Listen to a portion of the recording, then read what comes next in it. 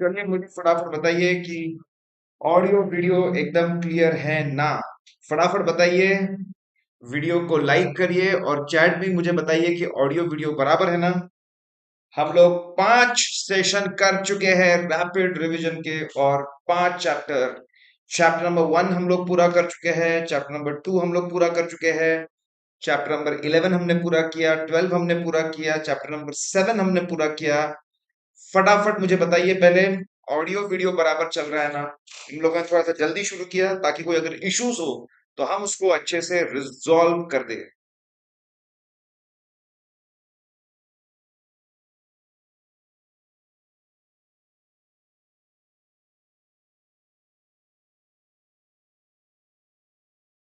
और साथ में मुझे ये भी बताइए, करेक्ट, ये भी बताइए कि आपने क्या फाड़ू चार्ट रिवीजन आपने किया क्या, चैप्टर नंबर 1 का, 2 का, ठीक है, 11 का, 12 का, चैप्टर नंबर 7 का।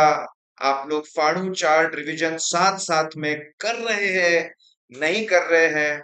ठीक है।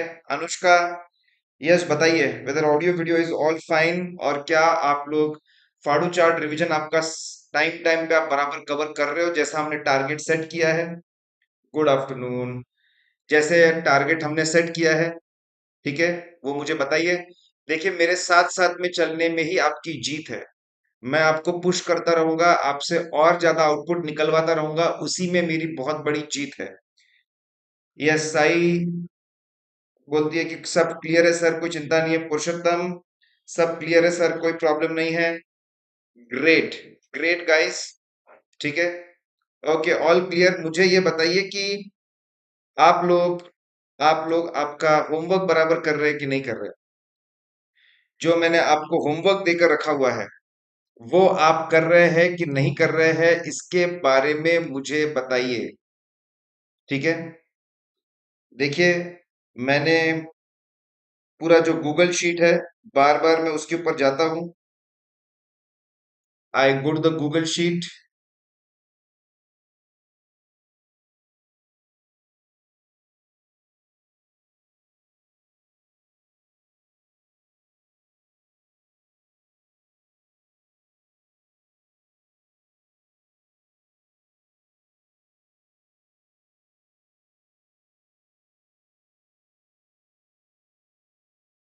देखिए ये हमारा जो लाइव चैट का टेलीग्राम ग्रुप है, CA inter audit live class discussion by Ravi Tawari sir.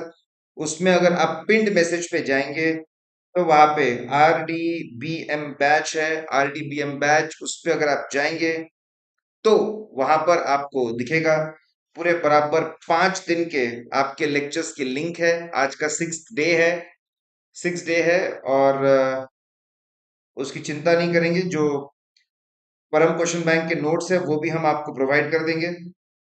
Day wise पूरा आपका प्लान है कि पहले दिन आपको चैप्टर में कौन कौन सा चैप्टर कवर हो रहा था, कौन से क्वेश्चंस करने थे, आपका फाड़ू चार्ट का टारगेट क्या था, आपका होमवर्क क्या था, ठीक है।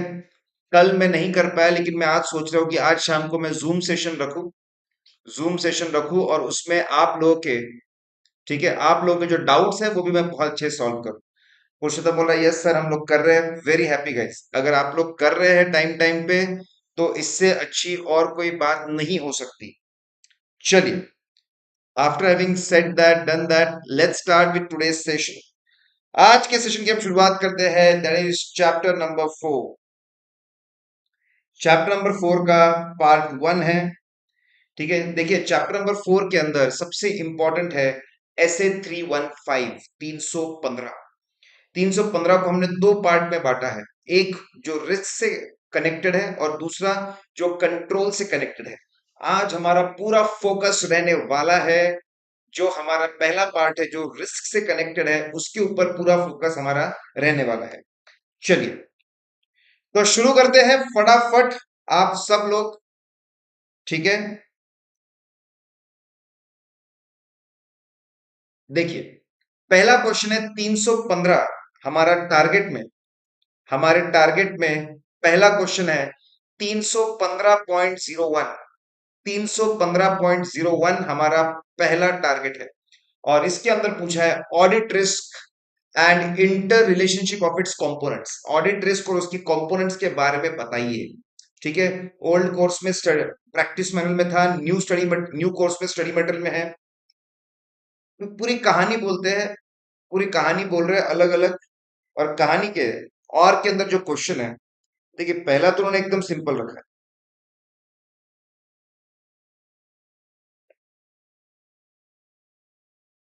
एकदम सिंपल रखा है, ऑडिट रिस्क और उसके इंटर रिलेशनशिप बताइए। फिर अगला भी एकदम सिंपल है।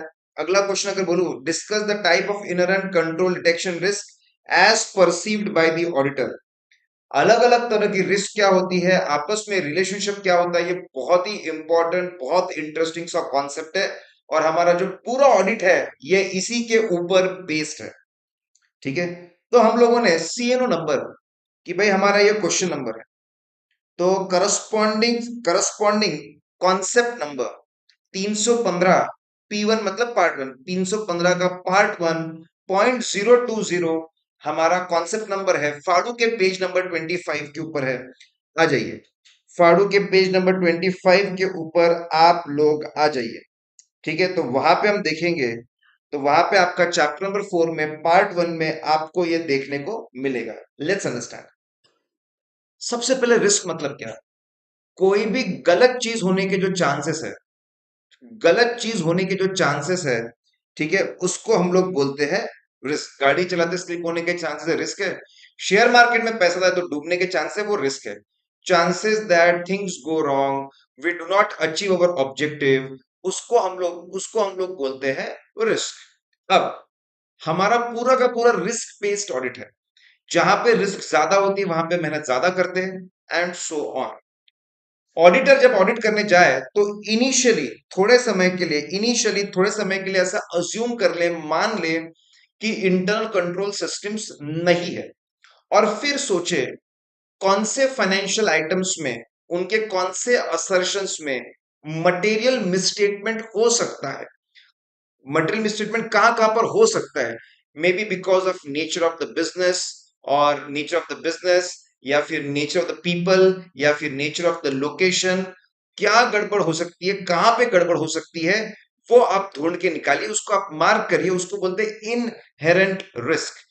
एग्जाम्पल के तौर पे थोड़ी देर के लिए मान लीजिए कि रिटेल शॉप से, सुपर मार्केट से, वहां पे अगर इंटरनल कंट्रोल सिस्टम नहीं है, ठीक है, अगर हम मान ले, तो कहां पे सबसे ज्यादा गड़बड़ होगी? तो सबसे ज्यादा गड़बड़ होगी स्टॉक के अंदर और कैश के अंदर।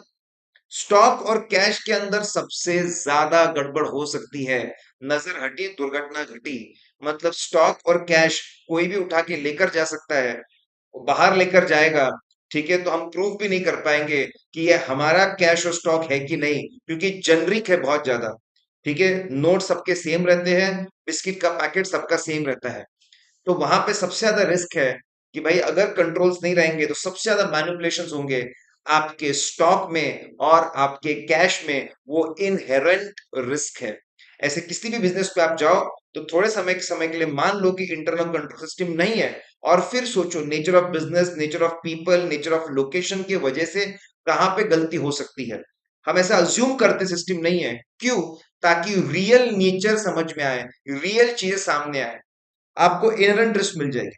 तो ऐसा हो सकता है कि आपके आपके अगर 400 फाइनेंशियल आइटम्स है, अगर आपके 400 फाइनेंशियल आइटम्स है, तो 400 में से बड़ी मुश्किल से आपको 50 फाइनेंशियल आइटम्स में, आपको 50 फाइनेंशियल आइटम्स के अंदर आपको इनहेरेंट रिस्क मिल रही है। You may gate inherent risk. Now, अब इनहेरेंट रिस्क मतलब क्या हमको पता चल गया। ठीक है, नेक्स्ट, ये जो 50 आइटम है जहां पे हमको इनहेरेंट रिस्क मिली है, जहां पे गड़बड़ होने के चांसेस है, मटेरियल मिसस्टेटमेंट होने के चांसेस है, हम मैनेजमेंट को जाकर पूछते हैं, बता बेटा, बता बेटा तेरा इंटरनल कंट्रोल सिस्टम, तेरे इंटरनल कंट्रोल सिस्टम कितने स्ट्रांग है उस एरिया में। देखो, कंट्रोल्स को अज्यूम करेंगे, कंट्रोल्स नहीं है तभी इनहेरेंट रिस्क हम पता लगा पाएंगे, तभी हम रियल नेचर, रियल कितनी चीजें रिस्की, वो हम पता लगा पाएंगे। वो पता लगाने के बाद मैनेजमेंट के पास जाते हैं और पूछते हैं कि ये 50 आइटम में मुझे इनहेरेंट रिस्क मिली है, बताओ कंट्रोल्स कैसे। अब ध्यान सुनो, chances that internal controls are not able to prevent, वो प्रिवेंट नहीं कर पा रहे, या फिर गलती होने के बाद में डिटेक्ट एंड करेक्ट नहीं कर पा रहे, बेसिकली पीडीसी नहीं कर पा रहे, उसको कंट्रोल रिस्क बोलते हैं।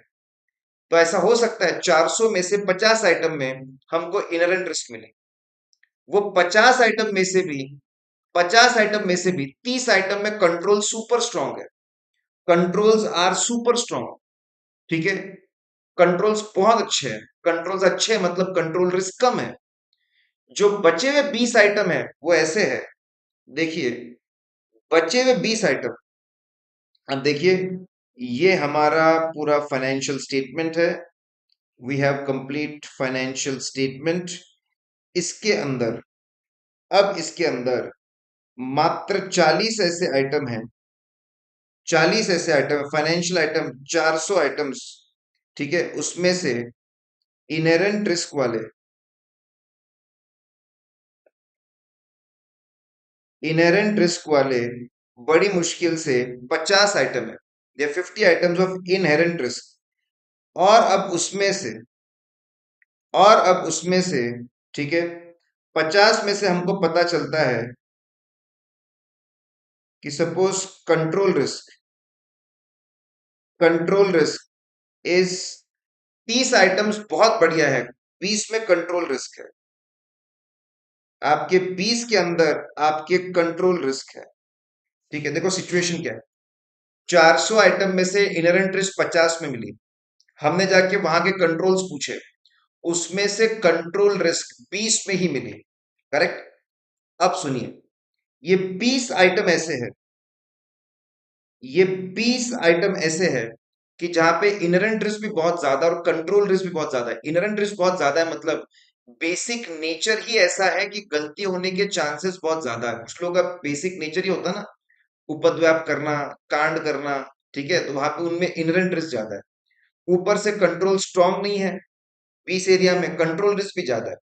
अगर इनहेरेंट रिस्क भी ज्यादा है, कंट्रोल रिस्क भी ज्यादा है, ठीक है, तो पूरे चांसेस है कि गलतियां फाइनेंशियल स्टेटमेंट तक पहुंच जाएंगी, फाइनेंशियल स्टेटमेंट में मौजूद रहेगी, ठीक है। उसको हम बोलते हैं RMM, risk of material misstatement.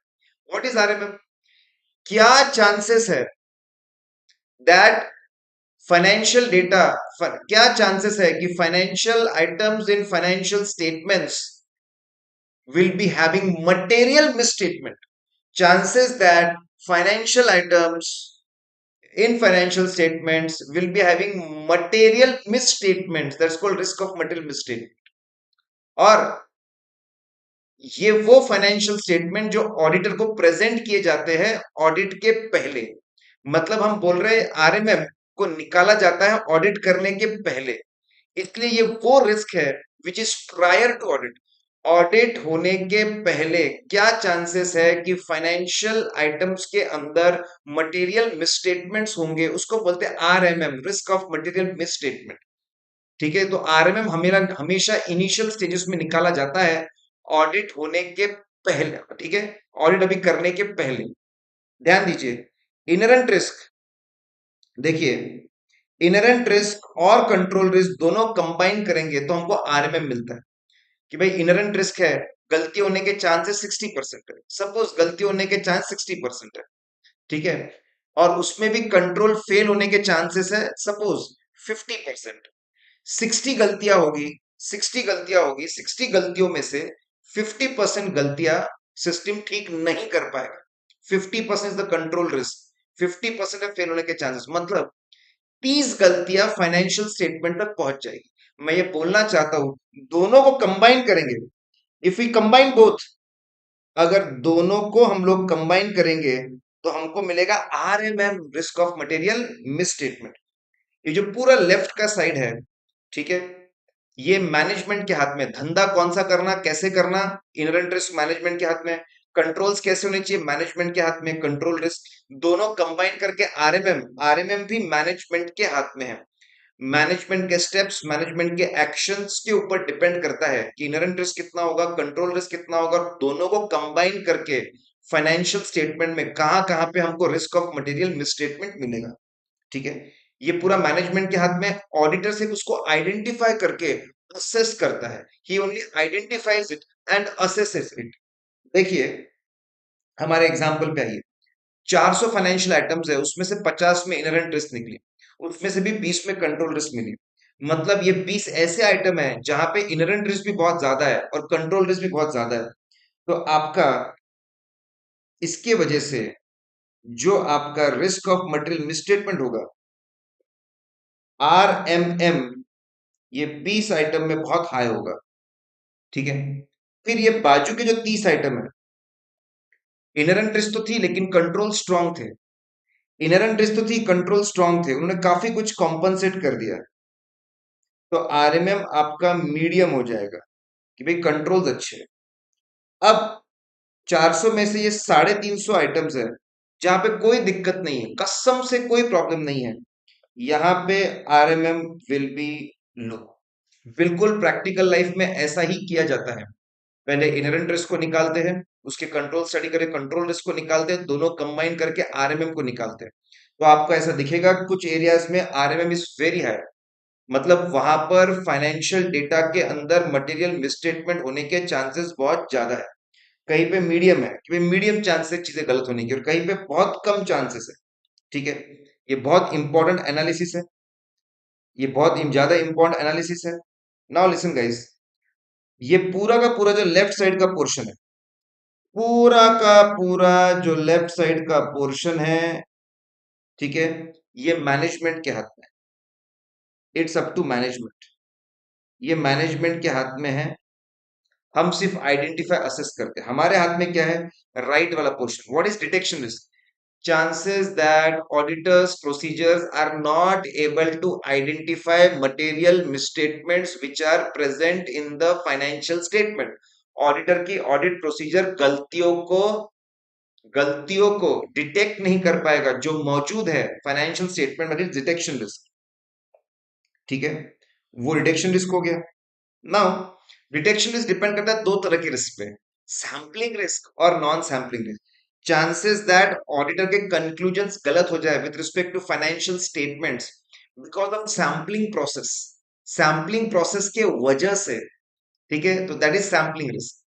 और चांसेस दैट कि उसके कंक्लूजन गलत हो जाए not because of sampling process, अक्कड़ पक्कड़ की वजह से नहीं, because of applying inappropriate audit procedure, inadequate audit procedure, ध्यान से प्रोसीजर को नहीं लगाना, या फिर एविडेंस को बराबर स्टडी एनालाइज नहीं करना, इसके वजह से कंक्लूजन गलत होना, उसको बोलते हैं नॉन सैम्पलिंग रिस्क। आप जितना सैंपल साइज बढ़ाते जाएंगे सैम्पलिंग रिस्क कम होती जाएंगी, जितनी ऑडिट प्रोसीजर बढ़ाते जाएंगे नॉन सैम्पलिंग रिस्क कम हो जाएगी, डिटेक्शन रिस्क काबू में रहेगी। ये जो पूरा का पूरा पोर्शन है, ये जो पूरा का पूरा पोर्शन है राइट साइड का, ये ऑडिटर के हाथ में होता है। It's up to auditor. ठीक है, कि सैम्पलिंग रिस्क कितना कैसे रखना, नॉन सैम्पलिंग रिस्क कैसे रखना, डिटेक्शन रिस्क कैसे रखना। तो लेफ्ट वाला पोर्शन मैनेजमेंट के हाथ में है, ऑडिटर सिर्फ आइडेंटिफाई और असेस करता है। राइट वाला पूरा पोर्शन आपका ऑडिटर के हाथ में। नाउ लिसन गाइस, फाइनल चीज, ध्यान, बहुत सिंपल, दोनों को कंबाइन करेंगे। फाइनेंशियल स्टेटमेंट जो ऑडिट को के लिए पेश किए गए हैं before doing the audit, prior to audit, ठीक है, उसमें गड़बड़ होने के क्या चांसेस है, that is risk of material misstatement. हम मेहनत करके उसको पकड़ नहीं पाएंगे, इट इज डिटेक्शन रिस्क। दोनों कंबाइन करो, गलती होने के चांसेस क्या है फाइनेंशियल स्टेटमेंट में, that is RMM, risk of material misstatement. हम पकड़ नहीं पाएंगे उसके चांसेस क्या, इट इज डिटेक्शन रिस्क। ठीक है, अब आप दोनों कंबाइन करिए, आपको मिलेगा audit risk. What is the audit risk? Chances that ultimate opinion, जो हम अल्टीमेट ओपिनियन दे रहे फाइनेंशियल स्टेटमेंट में, वो ओपिनियन गलत होने के जो चांसेस होते हैं, उसको उसको हम लोग बोलते हैं ऑडिट रिस्क। कि भाई जो फाइनल ओपिनियन था, हमको मॉडिफाई करना चाहिए था, गलतियां बतानी चाहिए थी, लेकिन हम लोग वहां पे जाकर क्लीन ओपिनियन देकर आ गए, अनमॉडिफाइड ओपिनियन देकर आ गए, तो हम लोग उसको क्या बोलते हैं? Then it is called as audit risk. उसको हम लोग ऑडिट रिस्क बोलते हैं। ठीक है, I hope guys it is pretty clear. Video को फटाफट वीडियो को लाइक भी करिए। ठीक है, पल्लवी बोल रही है कि क्वेश्चन तड़प रहा है आने के लिए। बिल्कुल सही बात है, क्वेश्चन तड़प रहा है आने के लिए। ठीक है, अगर आप तीनों कंबाइन करेंगे तो आपको मिलेगा ऑडिट रिस्क। और ये इक्वेशन बहुत ज्यादा फेमस है, ये इक्वेशन। ठीक है, कि ऑडिट रिस्क, ऑडिटर का फाइनल ओपिनियन गलत होने के जो चांसेस होते हैं, दैट इज ऑडिट रिस्क। वो डिपेंड करता है कि तुम जिस चीज का ऑडिट कर रहे हो फाइनेंशियल स्टेटमेंट का, वो कितने गंदे, वो कितने प्रॉब्लमेटिक है। That is risk of material mistake. और आपने उस पर कितनी मेहनत की है, दैट इज डिटेक्शन रिस्क। उसको हम लोग डिटेक्शन रिस्क बोलते हैं। करेक्ट। अब आरएमएम एरिया में गलती होने के चांस कितने, डिपेंड करता है कि वो एरिया कितना रिस्की है, इनहेरेंट रिस्क, और उस एरिया के कंट्रोल्स कितने स्ट्रांग है, दैट इज कंट्रोल रिस्क। तो ये फेमस इक्वेशन बन जाता है। इसी फेमस इक्वेशन से इसको अगर मैं बराबर लिखूं, inherent risk into control risk is equal to detection risk. ठीक है। इसी इक्वेशन से हमको क्या समझ में आता है, ध्यान दीजिए, ये दोनों देखिए इनवर्सली कनेक्टेड है, इनवर्सली कनेक्टेड है। ठीक है, ध्यान दीजिए, नाउ लिसन गाइस। देखिए, हमारा जो, इसको मैं,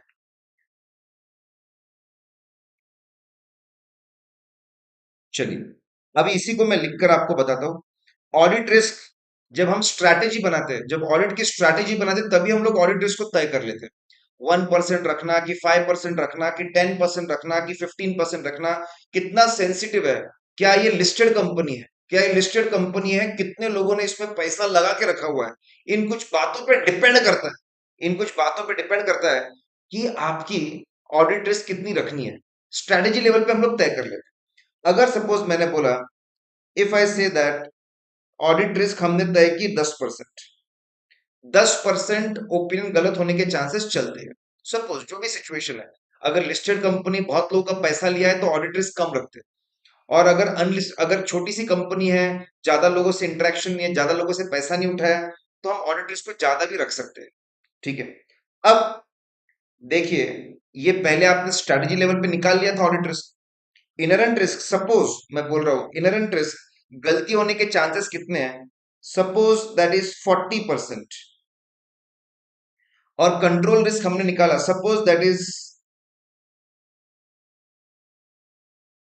50%। कि भाई गलती होने के चांसेस 40% है और कंट्रोल्स फेल हो जाएंगे, उस गलती को ठीक नहीं कर पाएंगे, दैट इज 50%। तो आपको डिटेक्शन रिस्क मिल जाएगा। बताइए कितना होगा, 10% divide by 20% is equal to detection risk. ठीक है, दैट इज 1/2। 50% आ रहा है डिटेक्शन रिस्क। आप हमेशा देखिए फॉर्मूला, आप अब मैं ध्यान सुनिए, डिटेक्शन रिस्क और आरएमएम में क्या रिलेशनशिप है, मैं आपको साफ साफ बता रहा हूं। ठीक है, दिस इज नथिंग बट, अगर आप देंगे equation, this is nothing but risk of material misstatement. अब ध्यान सुनिए, जहां जहां पे रिस्क ऑफ मटेरियल, जहां जहां पे कॉमन सेंस है, जहां जहां पे रिस्क ऑफ मटेरियल मिसस्टेटमेंट ज्यादा रहेगा, वहां पे हम इतनी मेहनत करेंगे, इतनी मेहनत करेंगे कि डिटेक्शन रिस्क को कम कर दें। और जहां जहां पे आरएमएम कम रहेगा, हम आराम से बैठेंगे, we can afford to relax, we can afford to relax, हम डिटेक्शन रिस्क को ज्यादा रहने दे सकते हैं। ऐसा करना पड़ेगा तभी हम लोग एफिशिएंट और इफेक्टिव बनेंगे। ऐसा करना पड़ेगा तभी हम लोग एफिशिएंट और इफेक्टिव बनेंगे। और अब ध्यान से सुनिए, ध्यान से मैं क्या बोल रहा हूं, detection risk is inversely adjusted by analysing risk of material misstatement. उसको इनवर्सली एडजस्ट करते हैं, and it is adjusted in such a manner that audit risk remains within acceptable limit, ताकि ऑडिट रिस्क एक्सेप्टेबल लिमिट में रहे। अब मैं इसको कैसे पढ़ूंगा इस इक्वेशन में जो मैंने लिखा है यहाँ पे, अगर डिटेक्शन रिस्क को हम लोग 50% या उससे कम रखे मेहनत करके, तो ऑटोमेटिकली जो ऑडिट रिस्क रहेगी वो 10% या उससे कम रहेगी। डिटेक्शन रिस्क की मदद से अल्टीमेटली हम ऑडिट रिस्क को कंट्रोल करेंगे। If detection risk is adjusted properly, if it is 50% or less, automatically audit risk will remain 10% or less. I hope it is crystal clear. तो यहां पर समझाना था, हमने देखा रिस्क मतलब क्या, इनिशियली इनहेरेंट रिस्क मतलब क्या, कंट्रोल रिस्क मतलब क्या, कंबाइन करके आरएमएम मिलता है। आरएमएम का मतलब हमने समझा, ये ऑडिट होने के पहले की सिचुएशन है, ऑडिट होने के पहले की रिस्क है। ठीक है, वो हमने समझा। फिर हमने समझा कि दोनों इनवर्सली कनेक्टेड है, जहां जहां पे आरएमएम हाई रहेगा, मेहनत करके डिरेक्शन रिस्क आप कम करिए, करेक्ट। और इस तरीके से एडजस्ट करिए कि audit risk with in acceptable limit रहे। देखो हमने ज्यादा समय दिया क्योंकि इंपॉर्टेंट बहुत ना। हम ये पहला जानते हैं, अब आगे बढ़ते हैं। देखो लंबा चौड़ा था ये। कमान कमान गाइस, जोश बताएंगे। नाउ नवंबर 20 आरटीपी, नवंबर 20 आरटीपी में आया है ये, मैं आपको बता दूं, ठीक है। नवंबर 20 आरटीपी के अंदर आया हुआ है। Now let's see guys, November 20 RTP क्या क्वेश्चन पूछा हुआ है, ठीक है। मैं अब आपको दो टेक्निकल बातें, अब आपको रिस्क का मतलब पता चल गया, ठीक है। ये मैंने कोर ऑयल प्रश्न में डिस्कस किया था।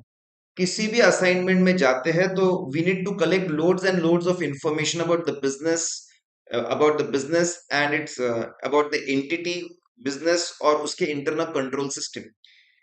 हमको समझना पड़ता है कि भाई इनका बिजनेस क्या मैन्युफैक्चर करते हैं, क्या सर्विसेज प्रोवाइड करते हैं, किसको प्रोवाइड करते हैं, कितने में प्रोवाइड करते हैं, इनके कॉम्पिटिटर्स क्या है, ये सब कुछ समझना पड़ता है।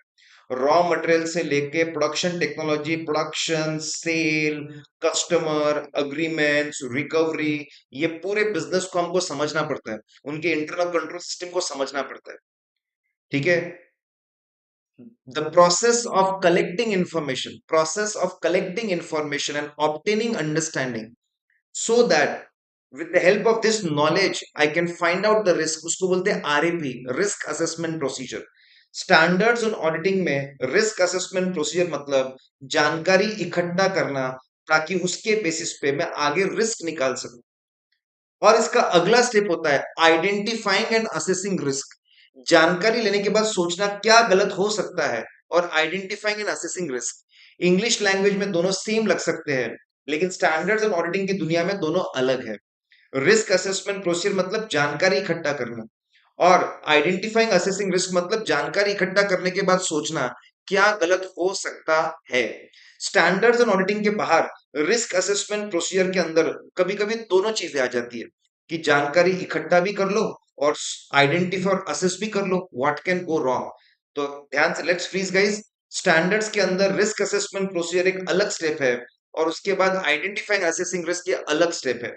स्टैंडर्ड्स एंड ऑडिटिंग के बाहर की जो थ्योरी होती है, वहां पर कभी कभी वो लोग सिर्फ यूज करते हैं रिस्क असेसमेंट प्रोसीजर। उसके अंदर दोनों चीजें आती है, इंफॉर्मेशन कलेक्ट भी करना और ये भी सोचना क्या गलत हो सकता है। नाउ लिसन, अब जानकारी इकट्ठा करनी हमने समझ लिया कि भाई that is risk assessment procedure, और फिर सोचना क्या गलत हो सकता है, that is identify assessing risk. जानकारी इकट्ठा कैसे करेंगे, how we are going to collect information. आप आइए फाड़ू के पेज नंबर 26 पे, कॉन्सेप्ट नंबर 40 है, कॉन्सेप्ट नंबर 40 पे आइए, ठीक है।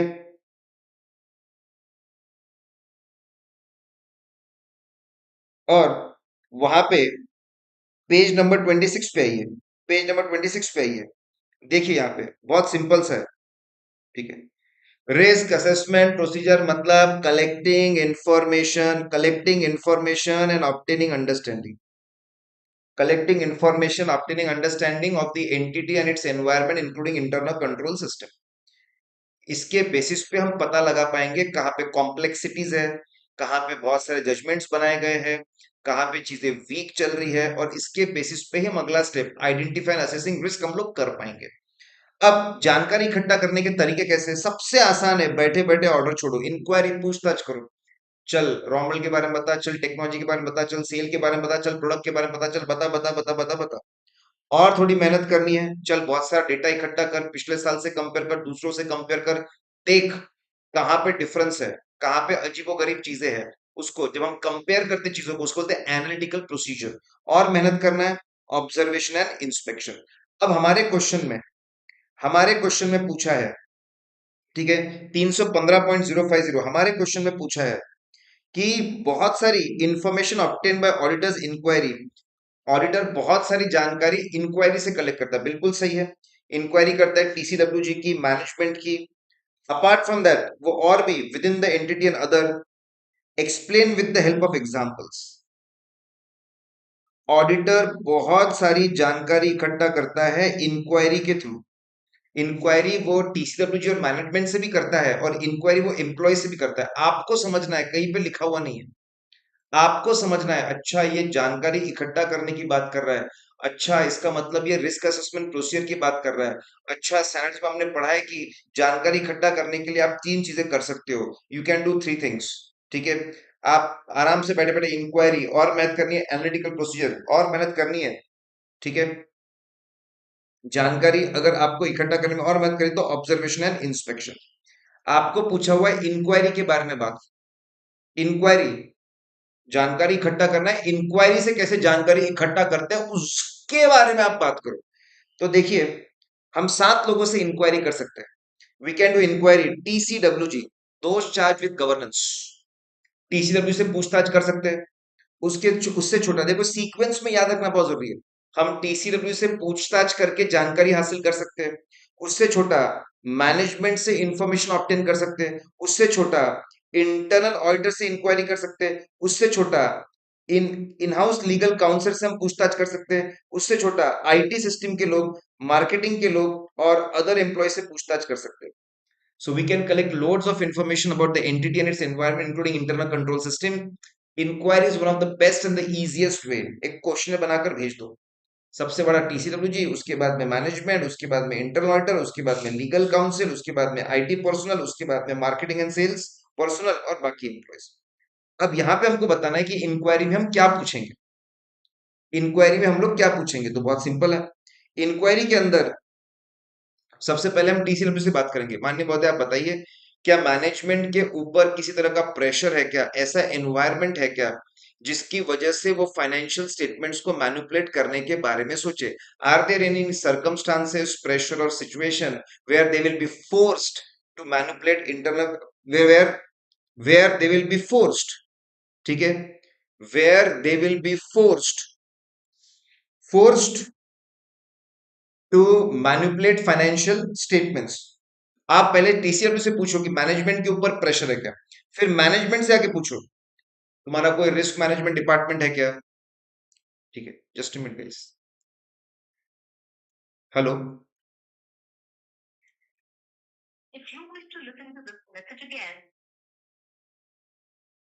चलिए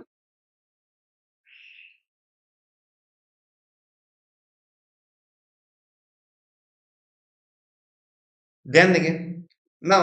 टीसीएस से पूछ लिया कि भाई कोई प्रेशर एनवायरनमेंट तो नहीं है कि ये लोग मैनिपुलेशन के बारे में सोचे, हो तो बता दो। फिर मैनेजमेंट से पूछा, तुम्हारा risk management department, risk management का काम तुम्हारा इंटरनल डिपार्टमेंट है कि बाहर से किसी को तुमने हायर किया है इसके लिए। वो रिस्क मैनेजमेंट किस तरह की प्रोसीजर्स परफॉर्म करता है, कैसे वो आइडेंटिफाई करता है, कैसे वो आइडेंटिफाई करता है, मेजर करता है रिस्क को, और तुमको आज की डेट में कौन सी बड़ी बड़ी रिस्क पता चली है, उससे पूछताछ कर लो। उससे छोटा, इंटरनल ऑडिटर, इनका इंटरनल कंट्रोल सिस्टम का डिजाइन कितना अच्छा है, उसको बराबर बनाया क्या, इज इट ऑपरेटिंग इफेक्टिवली, क्या क्या डेफिशिएंसीज है, क्या ये लोग रेगुलर बेसिस पे डेफिशिएंसी को दूर करते हो क्या। उससे छोटा आदमी कौन, उससे छोटा, इन हाउस लीगल काउंसिल, अपने कंपनी का खुद का लॉयर, कंपनी का खुद का लॉयर, उससे पूछो कि भाई कंपनी को बड़े बड़े लॉ रूल्स रेगुलेशंस कौन से लगते हैं, उसके बारे में तू मुझे बता। कौन से बड़े बड़े लॉ रूल्स रेगुलेशन इंपॉर्टेंट, जिससे गोइंग कंसर्न पे इफेक्ट, बड़ा इनकम एक्सपेंस पे इफेक्ट मिलता है, वो बता। करेक्ट। फिर कौन से बड़े बड़े अग्रीमेंट कॉन्ट्रैक्ट साइन किए बिजनेस पार्टनर्स, टेक्नोलॉजी पार्टनर्स के साथ में। फिर उसके बाद में अदर कौन, इसके अलावा कोई दूसरे तुम्हारे कॉन्ट्रैक्ट्स है क्या, वो। और आखिरी में लिटिगेशंस। पहले हमने इंक्वायरी की टीसीडब्ल्यूजी से, उससे माहौल के बारे में समझा। फिर हमने इंक्वायरी की मैनेजमेंट से, उनके हम लोगों ने उनके रिस्क मैनेजमेंट सिस्टम के बारे में बात की। फिर हमने इंटरनल ऑडिटर में, भैया ठीक है, तू क्या गड़बड़ निकाल रहा है और ये लोग रेक्टिफाई कर रहे हैं कि नहीं कर रहे हैं। इन हाउस लीगल काउंसिल में सबसे बड़ा लॉ, लॉ से छोटा आपके जो अग्रीमेंट्स है पार्टनर्स के साथ में, फिर अदर कॉन्ट्रैक्ट और लिटिगेशन। आईटी पर्सनल वाले लोगों से बात करो, आईटी पर्सनल वाले लोगों से बात करो, आईटी पर्सनल वालों से बात करो।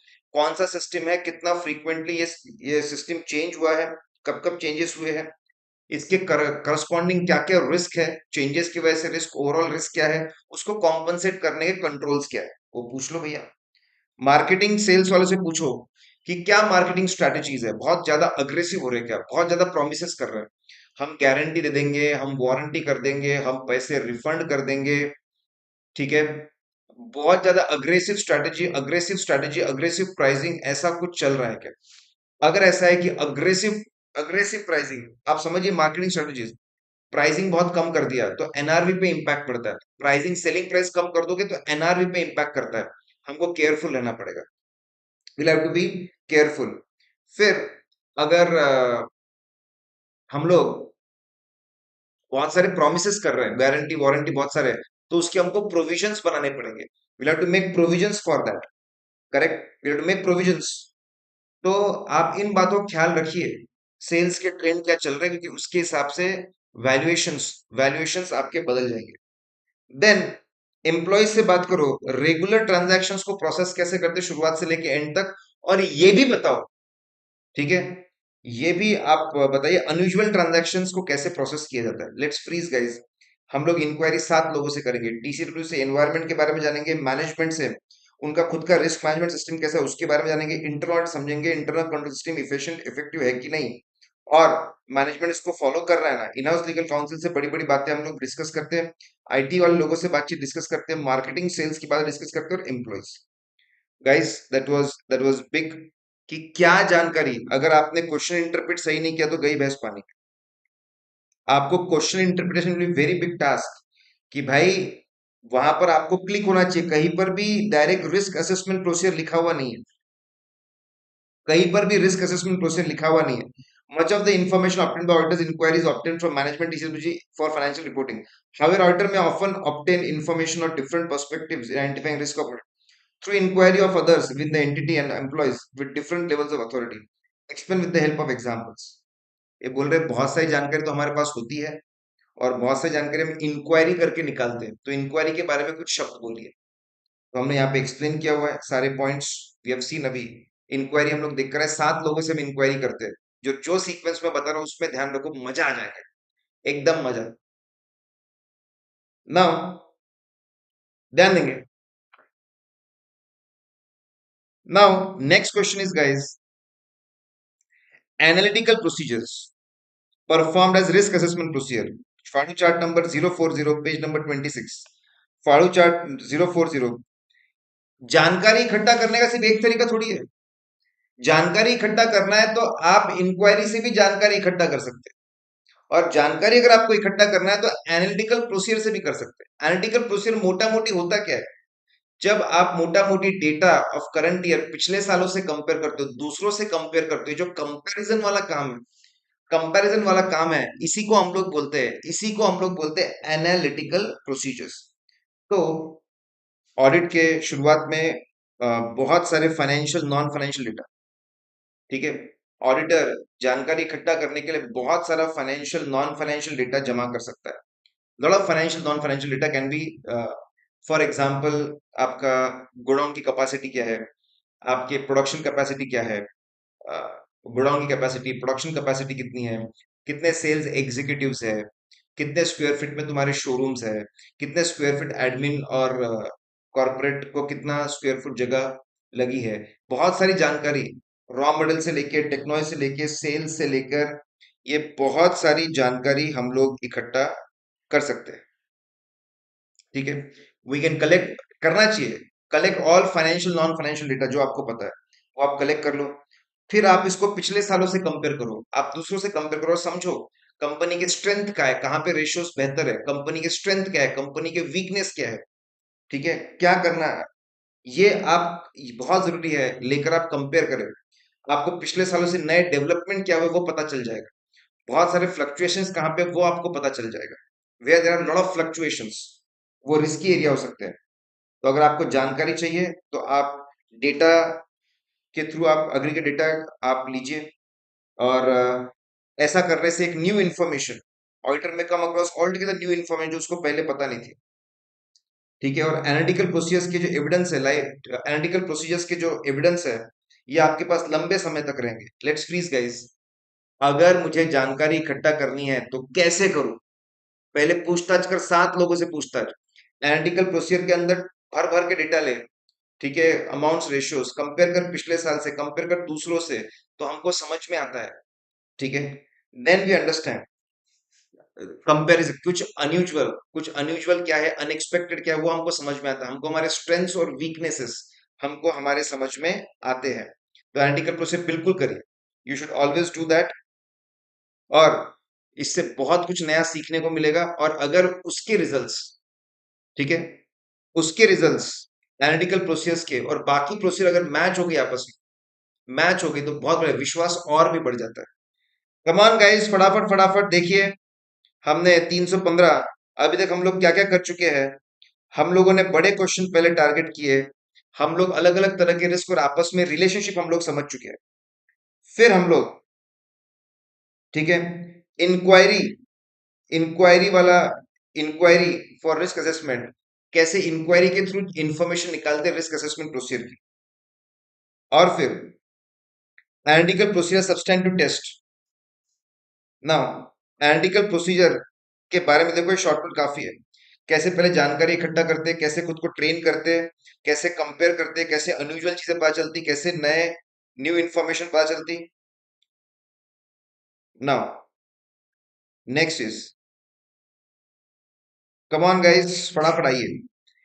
अंडरस्टैंडिंग एंटिटी एंड एनवायरनमेंट, जानकारी कैसे इकट्ठा करना वो तो समझ लिए। जानकारी कैसे इकट्ठा करना वो तो समझ लिया ना भाई। सबसे आसान इंक्वायरी है, उसके ऊपर एनालिटिकल प्रोसीजर है, और ही अगर दिमाग लगाना है, ठीक है, एनालिटिकल प्रोसीजर की भी और जाना है, तो इंस्पेक्शन और ऑब्जर्वेशन है, जाके फील्ड में जाकर मेहनत करो।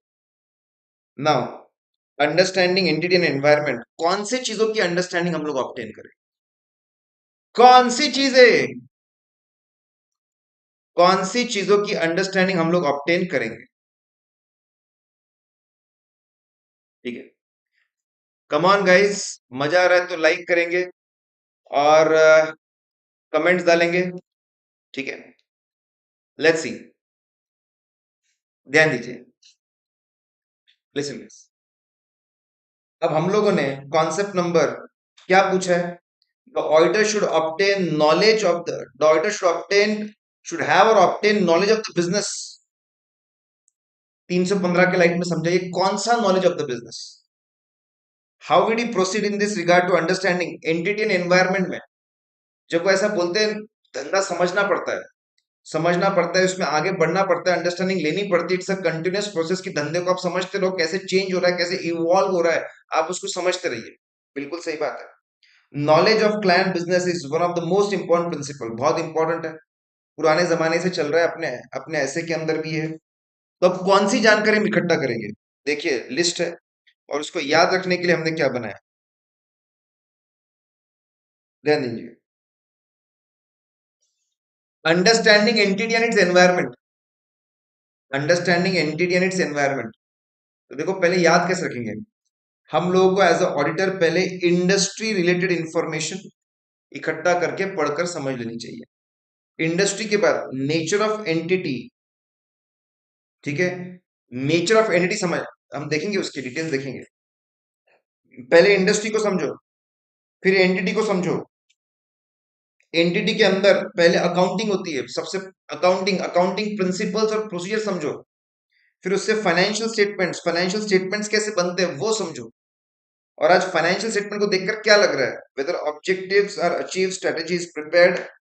तो भाई बहुत सिंपल सा है, अंडरस्टैंडिंग एंटिटी एंड एनवायरनमेंट, पहले इंडस्ट्री को समझेंगे, उसके बाद में एंटिटी को समझेंगे, उसके बाद उसकी ऑडिट प्रोसीजर को समझेंगे, फाइनेंशियल परफॉर्मेंस समझेंगे, objectives and strategy, objectives and strategy achieve कर पा रहे कि नहीं कर पा रहे वो समझेंगे। देखिए, इंडस्ट्री में हम क्या समझते हैं, ये बहुत जरूरी है, धंधा समझने के लिए बहुत ज्यादा जरूरी है कि भैया कौन सी इंडस्ट्री में काम कर रहे हो। मोनोपोली है, मोनोपोली है कि ओलिगोपोली है, ठीक है, आपका मोनोपोलिस्टिक है कि मोनोपोली है कि परफेक्ट कंपटीशन है। बहुत ज्यादा जरूरी है इंडस्ट्री को समझना।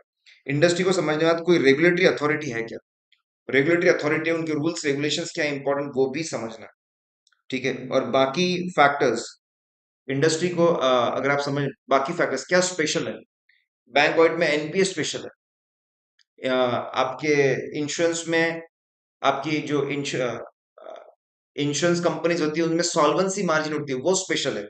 तो आप समझो क्या स्पेशल फैक्टर्स है इंडस्ट्री के, जिसका इंपैक्ट है अकाउंटिंग और ऑडिटिंग पे। फिर एंटिटी ओनरशिप किसका है, एक फैमिली का पैसा लगा है कि बहुत सारे लोगों का पैसा लगा है, कॉन्सेंट्रेटेड होल्डिंग है कि स्कैटर्ड होल्डिंग है, ठीक है। गवर्नेंस, चलाने वाले लोग कौन है, आपको समझना है एंटिटी को ओनरशिप किसका है, चलाने वाले गवर्निंग लोग कौन है, ठीक है। क्या बोर्ड ऑफ डायरेक्टर्स रेगुलरली मिलकर गवर्न करते हैं, गवर्निंग बॉडी को भी समझना है। We need to understand ownership किसका, पैसा किसका लगा, गवर्नेंस कैसा स्ट्रक्चर है, मल्टीपल सब्सिडरी के थ्रू चलते हैं, सब्सिडरी और एसोसिएट के थ्रू चलते हैं, उनका स्ट्रक्चर क्या है, फाइनेंसिंग कैसी है, हेवी फाइनेंसिंग होल्डिंग पे है कि पूरे ग्रुप पे थोड़ी थोड़ी फाइनेंसिंग है, और इन्होंने पैसा कहाँ पे इन्वेस्ट किया है, इंडिया के अंदर धंधे में, इंडिया के बाहर धंधे में, कैसे इन्वेस्ट किया है, आज वहां से ऑपरेशंस कैसे है, वही बताना है। फिर accounting policies it's operations, accounting policies की अगर हम लोग बात करें, सिलेक्शन ऑफ अकाउंटिंग पॉलिसी, आप अकाउंटिंग, लिसन गाइस, आप आपके एंटिटी और ऑडिट प्रोसीजर रिलेटेड, भाई कौन सिलेक्ट करता है, सीएफओ करता है, अकाउंट हेड सिलेक्ट करता है, सिलेक्शन कौन करता है, कैसे करता है, ठीक है। और जो सिलेक्ट हुई एक बार पॉलिसी, क्या लोग उसको बराबर पढ़कर समझकर इंप्लीमेंट करते, क्या रीजन फॉर चेंज, ये सब बताना पड़ेगा, reason for change in accounting policy, ये सब बताना पड़ेगा, जस्टिफाई करना पड़ेगा।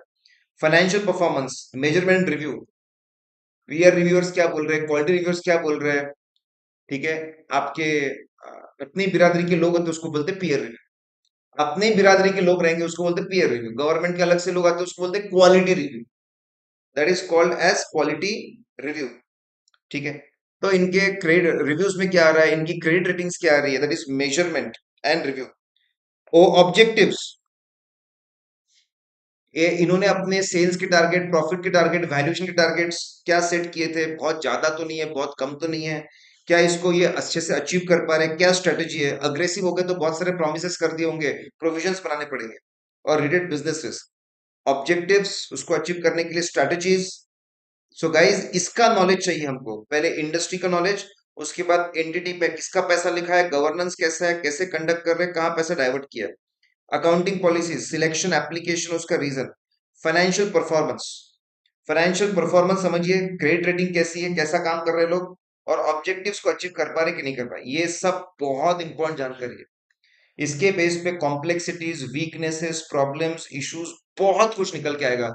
It is a wonderful information, very useful information, जिसके बेस पे हम आइडेंटिफाई, जिसके बेसिस पे हम लोग कर सकते हैं identify and assess risk of material mistreatment. Listen, exactly उसी चीज के ऊपर फोकस है।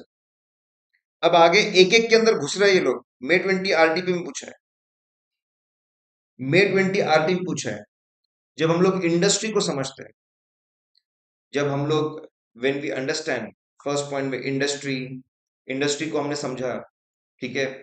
इंडस्ट्री के बाद रेगुलेटरी अथॉरिटीज कौन है उनको समझा, फर्म के अंदर की पॉलिसी समझी, फाइनेंशियल स्टेटमेंट समझे, and so on. Now listen guys, हर किसी के एग्जाम्पल है, मतलब आप देखो, ये 5 पार्ट है, पांचों के एग्जाम्पल है। इंडस्ट्री में क्या समझना, उसके एग्जाम्पल्स है, एंटिटी में क्या समझना, उसके एग्जाम्पल्स है, अकाउंटिंग पॉलिसीज का सिलेक्शन कौन करता है, इंप्लीमेंटेशन कैसे, उसका एक एग्जाम्पल है, फाइनेंशियल परफॉर्मेंस का एक एग्जाम्पल है, ऑब्जेक्टिव एंड स्ट्रेटेजी का उसका परफॉर्मेंस है। तो गाइस 5 एरियाज है, एक एक एरिया के एग्जाम्पल्स दिए हुए। Let's understand industry rate points, ये पूछा हुआ exam, knowledge of clients business, अब देखो नीचे लिखा हुआ है बिजनेस, उससे समझ में आ गया। फिर auditor shall obtain understanding of relevant industry, regulatory and other external factors including applicable financial framework substantial with the help of examples. यहाँ पे हिंट है भैया, अंडरस्टैंडिंग एंटिटी एंड एनवायरनमेंट की बात होगी। देखो चार्ट नंबर 60.01, फाड़ू चार्ट बुक में सब कुछ कवर्ड है, सब कुछ कवर्ड है। 60.01, let's see guys, industry rate points, पहले कॉम्पिटिटिव एनवायरनमेंट समझना चाहते हैं, ठीक है। कॉम्पिटिटिव एनवायरनमेंट समझ जाते हैं, आप सबसे पहले इंडस्ट्री में कंपटीशन कैसे वो समझ जाओ, ठीक है। जो मैंने आपको बोला, मोनोपोली है, मोनोपोलिस्टिक है, ओलिगोपोली है, परफेक्ट कंपटीशन, और सबसे इंपॉर्टेंट सब जो इसके अंदर प्रोडक्ट, ठीक है। इंडस्ट्री के, लिसन गाइस, कॉम्पिटिटिव इंडस्ट्री को समझा हम लोगों ने, प्रोडक्ट कैसे, प्रोडक्ट सेम है अलग अलग है, प्राइसिंग कैसे सेम है अलग है, डिमांड, साइक्लिकल कैपेसिटी, वो सब कंपेयर करके हमको देखना है। ठीक है, कि इंडस्ट्री कैसे समझनी। फिर उसके बाद regulatory requirement. Regular requirement, regulations अगर कोई नए आए हैं, अमेंड हुए, चेंज हुए, तो वो भी हमने इमीडिएटली प्रिंट करके अपने पास में रखना चाहिए। लास्टली अदर फैक्टर्स में, इसमें इस इंडस्ट्री में टेक्नोलॉजिकल डेवलपमेंट कितने फास्ट होते हैं, कितनी जल्दी चीजें आउटडेट हो जाती है, क्या एनर्जी सप्लाई में प्रॉब्लम है कि कस्टमर की तरफ से प्रॉब्लम है, कौन सा रिलेशनशिप बेहतर है सप्लायर की कस्टमर। ठीक है, तो ये जानकारी रिलेटेड पार्टीज है यूनिफाइड बाय, एक साथ मिलकर माल खरीद रहे हैं, एक साथ मिलकर माल बेच रहे हैं। जैसे एग्जांपल है ओईसीडी, ठीक है, गल्फ कंट्रीज का ऑर्गेनाइजेशन है फॉर सेलिंग पेट्रोल, एक साथ मिलकर बेचते हैं। So guys it's very interesting, industry में कॉम्पिटिटिव एनवायरनमेंट समझो, रेगुलेटरी रिक्वायरमेंट में कि क्या रेगुलेशन से उसका क्या असर पड़ सकता है, क्या पेनाल्टी भरनी पड़ सकती है। अदर एक्सटर्नल फैक्टर्स में आप देखिए, टेक्नोलॉजिकल डेवलपमेंट, सप्लाई कॉस्ट, ये सब आपको देखना पड़ेगा। कमान कमान कमान गाइस, देखिए यहाँ पे गड़बड़ मत करना। ठीक है, relevant industry regulator and other लिखा है बराबर, इसका मतलब हमको उस पॉइंट को और समझाना है, understanding entity and its environment. पूरा नहीं समझाना है, बस उस पॉइंट को, इंडस्ट्री वाला जो पॉइंट है उसको ही अच्छे समझाना है। Need for understanding entity and its environment, need क्या है, नीड क्या है, ऑडिटर को एडवाइस करो why there is a need.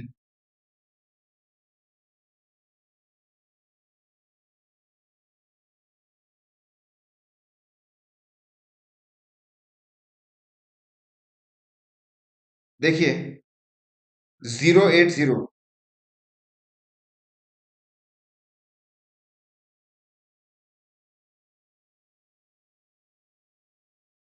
Need of understanding of the entity and its environment, क्यों। सबसे पहले तो अंडरस्टैंडिंग एक कंटिन्यूअस प्रोसेस है। हम लोग फाड़ू के पेज नंबर 27 पे, फाड़ू के पेज नंबर 27 पे हम, ठीक है। अंडरस्टैंडिंग एंटिटी एंड एनवायरनमेंट एक कंटिन्यूअस प्रोसेस, लगातार जानकारी मिलती जाती है, प्रोसेसिंग करते जाते हैं, अपने स्टेप्स एक्शन लेते जाते हैं। ठीक है, नाउ ये अंडरस्टैंडिंग बहुत इंपॉर्टेंट है, it's a frame of reference. ठीक है, understanding of the business entity and environment is extremely important, बहुत ज्यादा इंपॉर्टेंट। ठीक है, क्योंकि इसी को ध्यान में रख के आप कंटिन्यूसली सोचते हैं कहां पर गलती हो सकती है। आपको समझ में आता है कि ओवरऑल मटेरियल लेवल कितनी होनी चाहिए, एरिया लेवल मटेरियल कितनी कम होनी चाहिए, एरिया लेवल मटेरियल कितनी कम होनी चाहिए, ये सब समझ में आता है।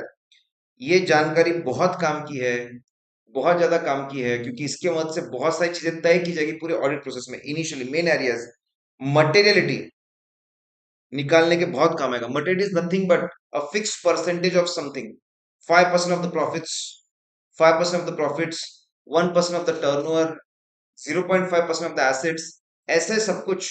ठीक है, तो आपको देखना है, you need to understand guys कि लिसन वंस अगेन, फटाफट ध्यान देंगे। Understanding of the entity and its environment बहुत ज्यादा इंपॉर्टेंट है। इसके बेसिस पे हम लोग बहुत सारी दूसरी बातों को कैलकुलेट कर सकते हैं, समझ सकते हैं, आगे बढ़ सकते हैं। क्या क्या समझने की कोशिश करेंगे, मटेरियलिटी, ठीक है, अंडरस्टैंडिंग है तो हमको पता रहेगा कौन सा एरिया ज्यादा सेंसिटिव है जिसकी मटेरियलिटी कम करनी चाहिए। चलो done. A stand for selection application of accounting policies, selection and application of accounting policies.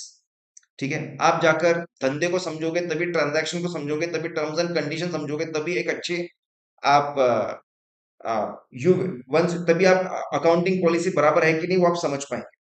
Are for risk of material misstatement, R for risk of material misstatement. अच्छी जानकारी हासिल करोगे तो उसके बेस पे पता लगा पाओगे कहां पे गड़बड़ हो सकती है। ये जानकारी का फायदा क्या है। एम फॉर मटेरियल निकालने काम आएगा, कौन सी एरिया की मटेरियल कम करो। ए फॉर अकाउंटिंग, धंधे को समझोगे, ट्रांजैक्शन को समझोगे तभी उसकी अकाउंटिंग पॉलिसी बता पाओगे। रिस्क निकालने के मतलब आएगा आपको, ऑडिट एविडेंस अप्रोप्रिएट है क्या, क्या और एविडेंस लगेगा, उसके लिए आपको काम आएगा। और एनालिटिकल प्रोसेस डेवलपिंग एक्सपेक्टेशंस, ठीक है, एनालिटिकल प्रोसीजर्स, एनालिटिकल प्रोसीजर को सोचना, समझना, उसको विजुअलाइज करना, उसमें मदद मिलेगी। और फाइनली ऐसे कुछ एरियाज होते हैं जहां पे स्पेशल ऑडिट कंसिडरेशन, स्पेशल ध्यान दिया जाता है, सिग्निफिकेंट रिस्क वाले एरियाज जनरली वो होते हैं। ठीक है, तो ये नॉलेज काम आता है ये एक्टिविटी करने के लिए। तो this knowledge is useful for materiality, for deciding accounting policy, for risk of material misstatement, for evidence, for analytical procedure, for special audit consideration. Come on guys, come on come on come on come on come on come on come on come on come on. ठीक है, फटाफट फटाफट मैं बता दूं अभी तक हमने क्या क्या पढ़ा। अभी तक हम लोगों ने पढ़ा अलग अलग तरह की रिस्क क्या होती है और आपस में इंटर रिलेशनशिप क्या है, अलग अलग तरह की रिस्क आपस में रिलेशनशिप क्या है। वहां पे हम लोग एकदम सिंपल चीज पढ़ी।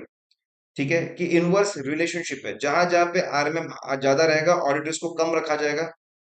ठीक है, जहां जहां पे सिंपल पढ़ा, जहां जहां पे आरएमएम ज्यादा डिटेक्शन रिस्क को कम रखाएगा ताकि अल्टीमेट ऑडिट रिस्क काबू में रहे।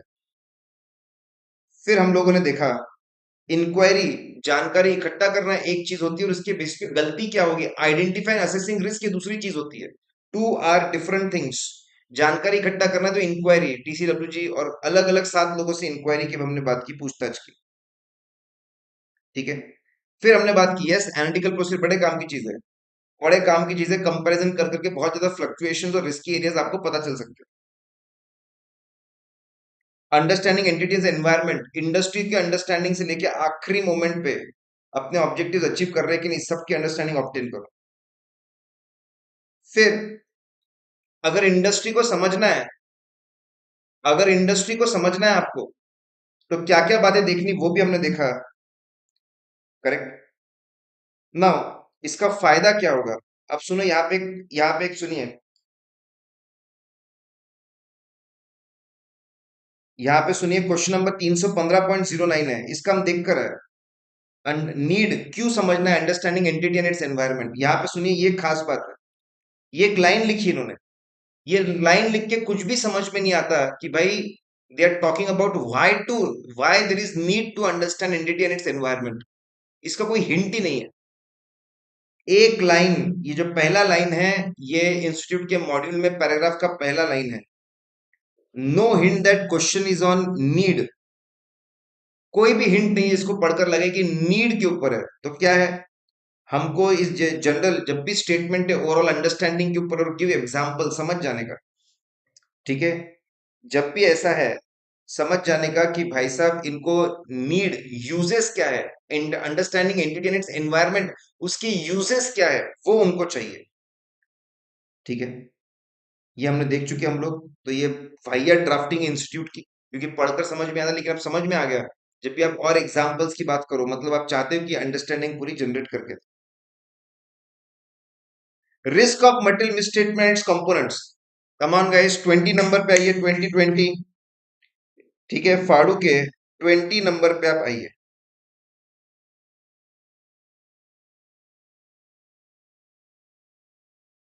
रिस्क ऑफ मटेरियल मिसस्टेटमेंट ये मिल गया पेज नंबर 25 पे। रिस्क ऑफ मटेरियल मिसस्टेटमेंट पे short note. What do you mean by risk of material misstatement? Chances that financial statements are having material misstatement, those financial statements which are presented to auditor, those which are presented for the audit to the auditor. ठीक है, this is computed initially, this is before audit is conducted, इसलिए उसको बोला जाता है this risk is prior to, this risk is prior to audit। Audit करने के पहले कितनी रिस्क थी उसके बारे में हम लोग बात कर रहे हैं। ठीक है, नाउ कंपोनेंट्स, दो, आप डेफिनेशन बताइए, दो चीजों को कंबाइन करेंगे तो आपको आरएमएम मिल जाएगा। इनहेरेंट रिस्क और कंट्रोल रिस्क दोनों कंबाइन करिए, आपको मिल जाएगा risk of material mistake. Based of RMM, RMM कैसे, we go and perform audit procedure, we collect information, obtain understanding, we perform risk assessment procedure. उस पे बेसिस पे हम लोग बहुत सारी इन्फॉर्मेशन इकट्ठा करते हैं, एविडेंस ऑब्टेन करते हैं। फिर प्रोफेशनल जजमेंट लगाते हैं, एक्यूरेट जजमेंट लगाते हैं, कहां पर गलती होने के चांसेस ज्यादा है, उन सबको इनहेरेंट रिस्क मार्क करते हैं, वहां के कंट्रोल्स देखते हैं, कंट्रोल रिस्क हम लोग निकालते हैं। अल्टीमेटली आप कंबाइन करके आरएमएम मिलेगा, उसको दो लेवल पे निकाला जाता है, RMM at financial statement and assertion level. अगर कोई सिचुएशन ऐसी है जो पूरे फाइनेंशियल स्टेटमेंट पे इंपैक्ट डाल सकती है कहीं पर भी, ठीक है, कहीं पर भी, कहीं पर भी, देन दैट इज, कहीं पर भी that is financial statement level risk. कहीं पर भी गड़बड़ हो सकती है फाइनेंशियल स्टेटमेंट रिस्क, जब पता है एग्जैक्टली डेटर के वैल्यूएशन में गड़बड़ हो सकती है, डेटर के अमाउंट में गलती हो सकती है, then that is assertion level risk. Misstatement मतलब क्या है, मिसस्टेटमेंट मतलब जब ट्रांजैक्शन बैलेंस डिस्क्लोजर जो फाइनेंशियल स्टेटमेंट में दिया है, ठीक है, वो difference between TBD report and financial statement required to disclose, जो बताया और जो रिक्वायर्ड है उसमें जब फर्क आता है, उसमें जब फर्क आता है, ठीक है, then is the problem. Misstatement मतलब क्या, कि ट्रांजैक्शन बैलेंस डिस्क्लोजर का जो अमाउंट दिया है आपके फाइनेंशियल स्टेटमेंट में और जो रिक्वायर्ड है वो आपस में मैच नहीं करते, ठीक है, दैट इज अ मिस, जो आपने लिखा है और जो होना चाहिए that is a miss statement. हो सकता है जाने अनजाने में हो एरर, हो सकता है जानबूझ कर हो, दैट इज फ्रॉड। तो आपको समझाना पड़ेगा, आरएमएम में डेफिनेशन बताएंगे, कंपोनेंट बताएंगे, थोड़ी जानकारी लेने के बाद ये कंप्यूट होता है। प्रोफेशनल जजमेंट लगता है 2 लेवल पे होता है, और मिस स्टेटमेंट मतलब क्या। Now guys we are through with this also, ध्यान दीजिए।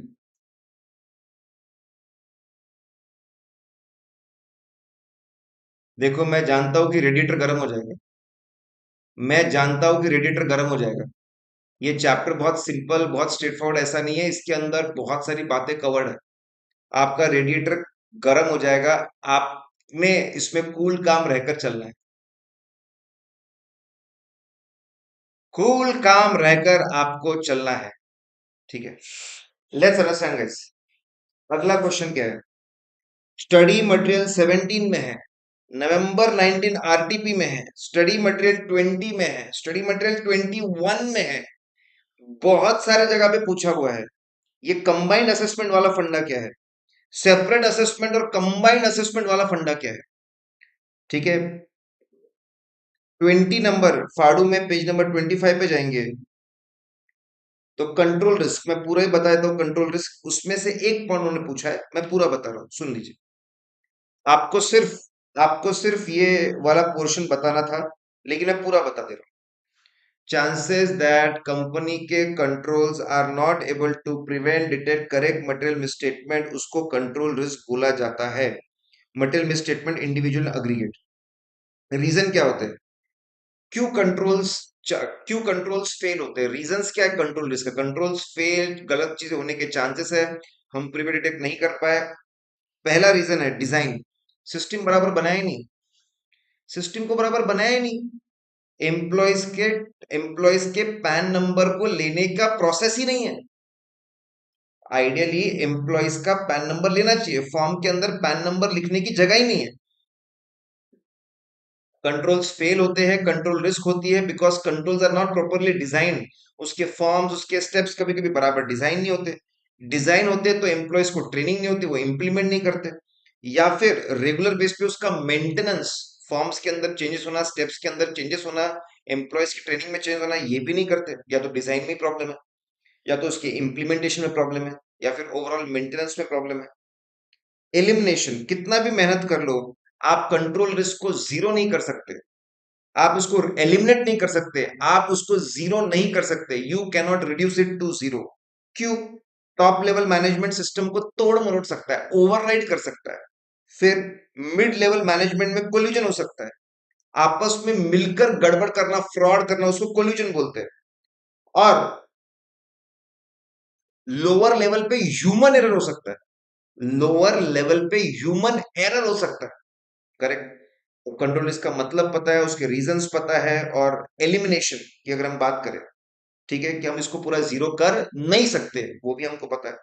अब ये है मेन क्वेश्चन, देखिए, सेपरेट और combined assessment, quantitative and non quantitative, जब हम परसेंटेज में निकालते हैं इसको 10%, 20%, 30%, उसको बोलते हैं क्वांटिटेटिव असेसमेंट।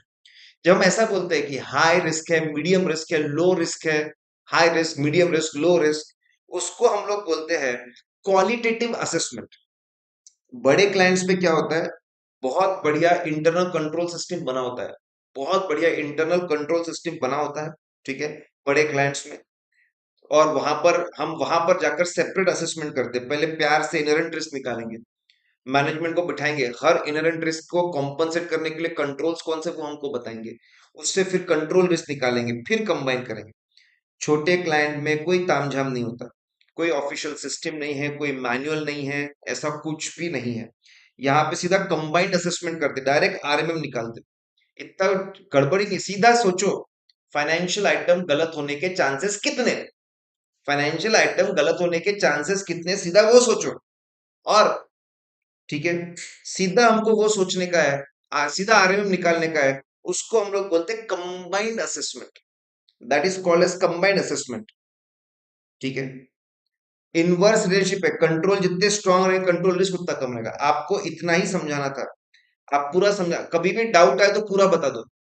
कंट्रोल रिस्क मतलब क्या, उसके रीजंस क्या है, उसको जीरो नहीं कर सकते। बड़े कंपनियों में सेपरेट असेसमेंट करते हैं, पहले इनहेरेंट रिस्क निकाल, फिर कंट्रोल रिस्क निकाल, दोनों कंबाइन कर। और छोटे कंपनियों में हम लोग, ठीक है, छोटे कंपनियों में व्हाट वी डू, छोटे कंपनियों में वी गो फॉर, ठीक है, आपका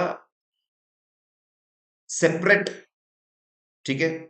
छोटे कंपनियों में हम कंबाइंड असेसमेंट के लिए आते हैं, बड़े कंपनियों में सेपरेट असेसमेंट, छोटे कंपनियों में combined assessment. Come on guys.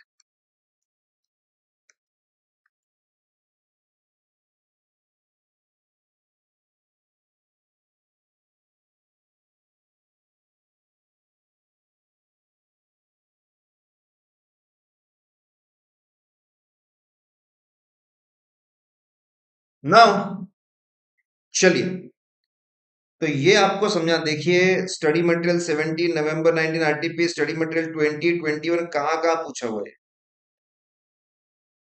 ठीक है, चलिए आप मुझे जवाब देंगे अभी online. Risk assessment procedure, RAP पहले होता है कि आइडेंटिफाइंग असेसिंग रिस्क पहले होता है, बताइए। आरएपी पहले होता है या फिर IAR, identifying and assessing risk of material misstatement, कौन सी चीज पहले होती है? कौन सी चीज पहले होती है, रिस्क असेसमेंट प्रोसीजर कि identify assessing? Risk assessment procedure, okay, सही बोलती है, रिस्क असेसमेंट प्रोसीजर पहले होता है। ठीक है, देखिए, रिस्क असेसमेंट प्रोसीजर में हम जानकारी लेंगे तभी, रिस्क असेसमेंट प्रोसीजर में जानकारी लेंगे, करेक्ट, तभी उसके बेस पे will be able to identify and assess risk of material mistake. अब देखिए, न्यू कोर्स में नवंबर 18 मॉक के ऊपर में पूछा हुआ है, नवंबर 20 आरटी पे भी पूछा हुआ है। ठीक है, लेसन नाउ, क्या लिखा है?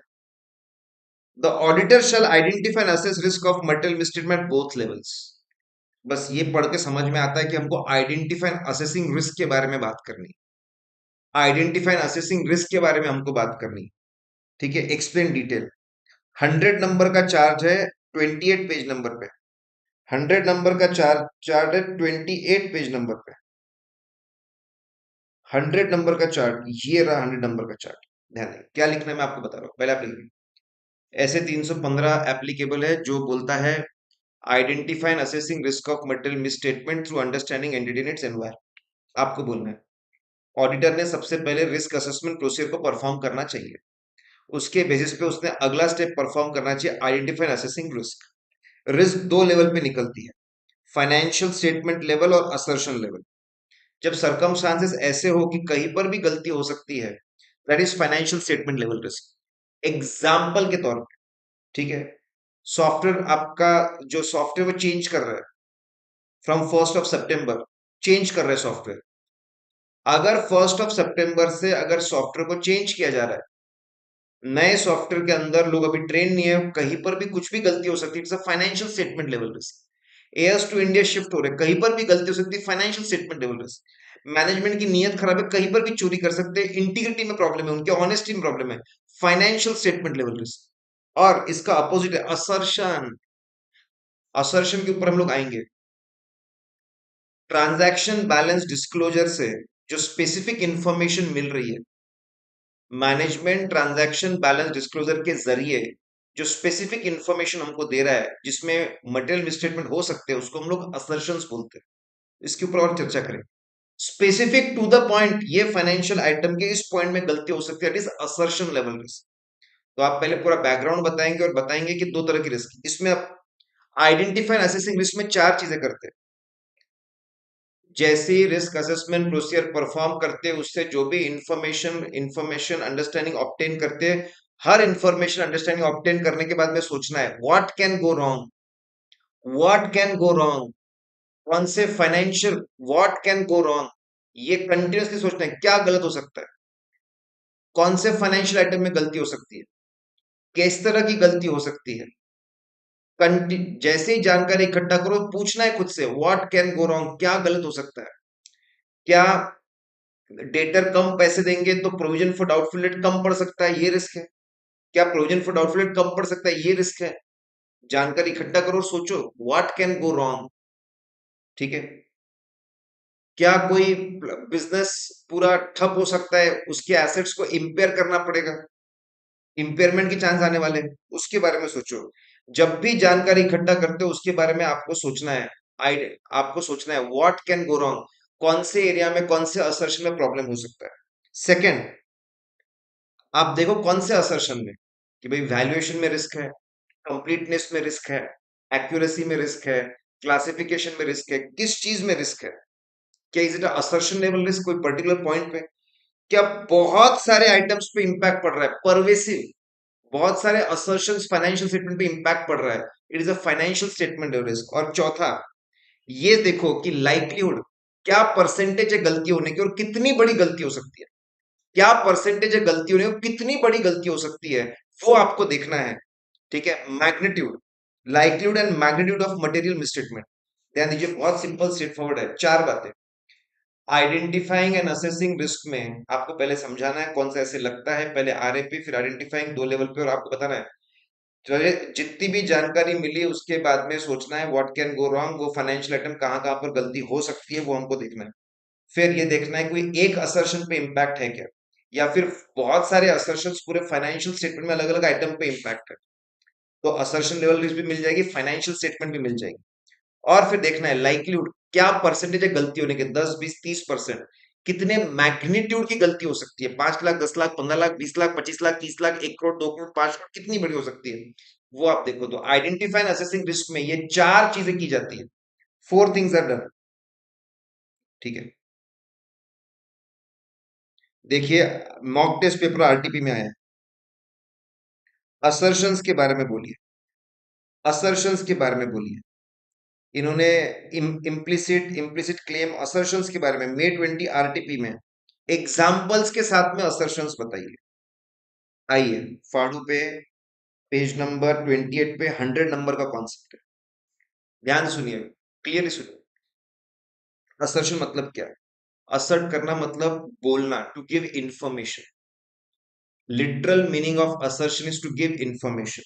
ध्यान सुनिए, मैनेजमेंट फाइनेंशियल स्टेटमेंट के थ्रू जितनी भी इंफॉर्मेशन देता है, मतलब जितनी भी रिप्रेजेंटेशंस करता है, ठीक है, दैट इज असर्शन।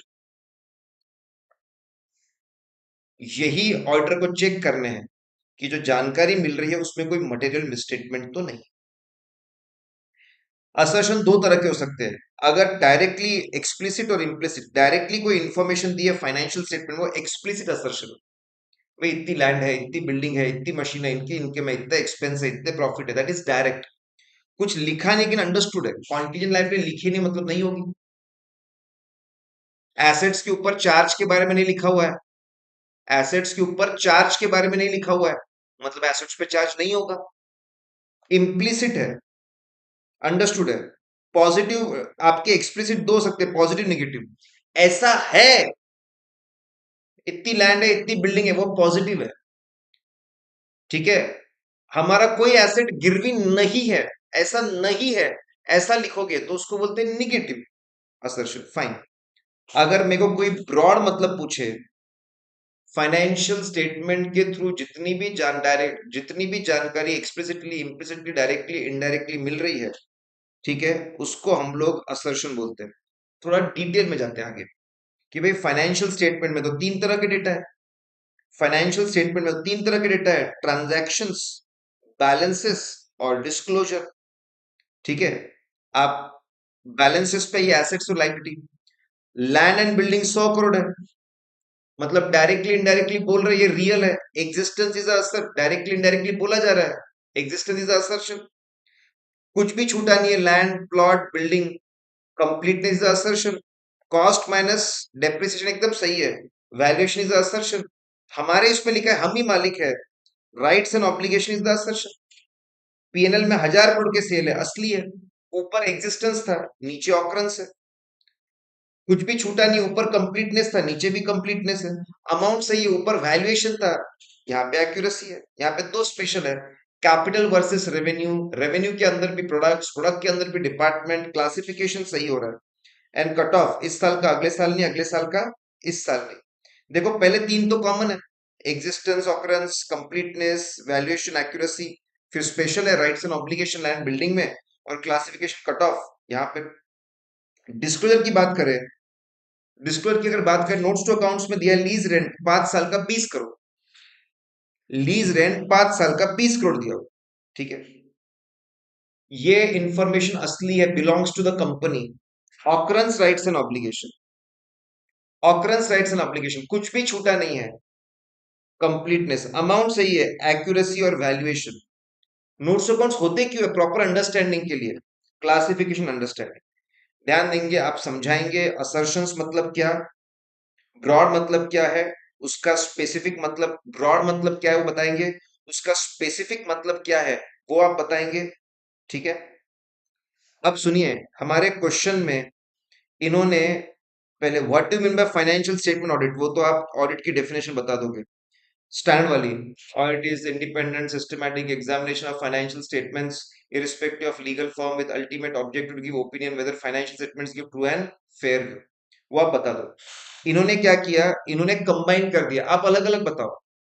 ट्रांजैक्शन के असर्शन अलग, बैलेंसेस के अलग, नोट्स टू अकाउंट्स के अलग, ठीक है। मैं लिखा है एक्सप्लेन टीबीडी लेवल असर्शन, काफी रहेगा। अब सुनिए, एग्जाम्पल भी दो बोलते। बिल्डिंग है 50 लाख की, सुनो, एग्जाम में क्वेश्चन आता है, ये फाइनेंशियल आइटम, इसकी असर्शन बताओ। जो लिखा है वो बोल देना पहले। बिल्डिंग, कंपनी के पास बिल्डिंग है, बिल्डिंग 50 लाख की है, डेप्रिसिएशन इतना है, उसकी बुक वैल्यू इतनी है। जो लिखा है उसको रिपीट कर देना पहले, उसके बाद असर्शन रिकॉल करना। एग्जिस्टेंस, इसका मतलब building, in reality building exists, building exist करती है, ठीक है, ये भी असर्शन है। फिर कंप्लीट, इसका मतलब और बिल्डिंग नहीं है, इतनी ही बिल्डिंग है। कंप्लीटनेस के बारे में बात करो। वैल्यूएशन, इसका मतलब कॉस्ट माइनस एक्यूमुलेटेड डेप्रिसिएशन बराबर निकाला हुआ है, उसके बारे में बात करो, ठीक है। आप राइट्स एंड ऑब्लिगेशन, बेसिकली जो लिखा है वो तो लिखो ही, और फिर तुम्हारे जो असर्शन है वो भी लिखो। ये एकदम सिंपल और शॉर्टकट तरीका, यही आपको फॉलो करना है। देखो एग्जाम में क्वेश्चन आते हैं, एग्जैक्टली क्वेश्चन है, यहाँ पे तो एग्जाम्पल देने के लिए बोला हुआ है, तो आपने एग्जाम्पल देके बता देना, ठीक है। नीचे असर्शन के ऊपर ही क्वेश्चन है, various assertion, category state assertion हम डिस्कस करके आए, अलग अलग तरह के असर्शन हम डिस्कस करके आए।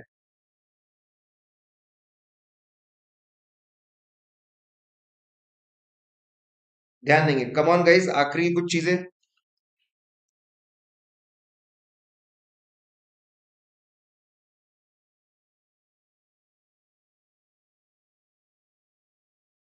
नाउ सिग्निफिकेंट रिस्क मतलब क्या है? सुनिए, सिग्निफिकेंट रिस्क न्यू कोर्स में नवंबर 21 आरटीपी में है, और देखो कितनी बार पूछा है। प्रैक्टिस मैन्युअल नवंबर से ठीक है। आपका मई 17 का आरटीपी, मई 18 का आरटीपी, नवंबर 18 का आरटीपी, नवंबर 19 का आरटीपी, नवंबर 21 का आरटीपी, बार बार आया। सिग्निफिकेंट रिस्क मतलब क्या, ठीक है। Identify which risk are significant risk, explain.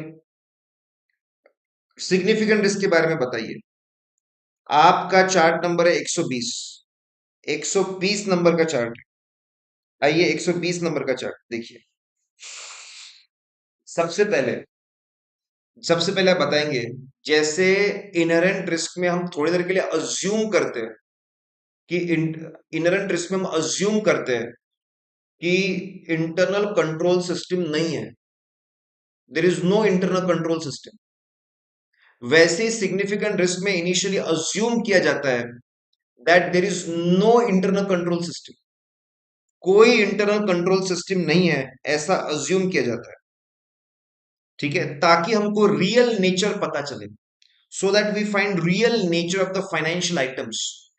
Real risk क्या है वो हमको पता चले। हम अज्यूम करते हैं कि कोई इंटरनल कंट्रोल सिस्टम नहीं है,